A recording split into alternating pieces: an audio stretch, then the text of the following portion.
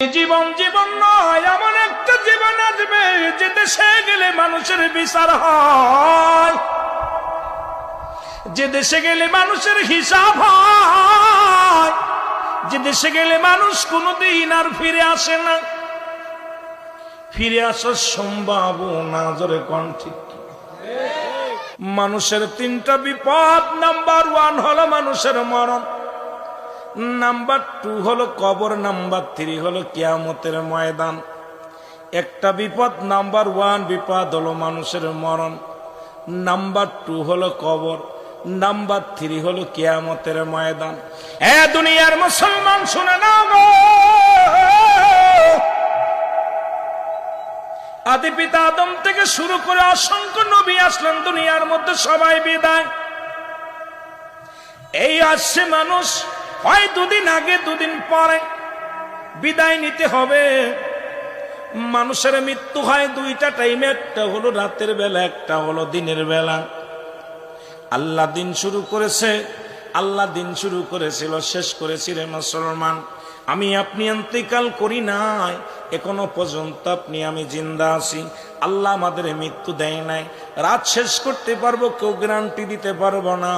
হয়তো রাত যেতটুকু দিন শুরু করেছে, রাত শুরু করেছে আল্লাহ, রাত শুরু করেছে নামাজ দিয়া, দিন শুরু করেছে নামাজ দিয়া। বাবারা আমার লক্ষ্য করবেন, দিনের শুরু হলো ফজর।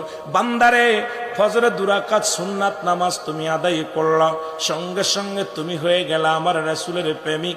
2 রাকাত ফরজ নামাজ তুমি আদায় করলা, সঙ্গে সঙ্গে তুমি হয়ে গেলা আমার আল্লাহর গোলাম।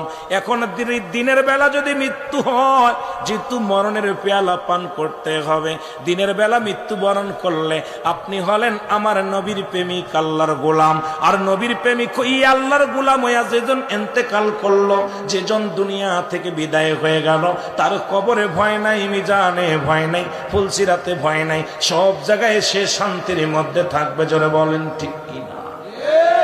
এ মুসলমান গভীর মনোযোগ,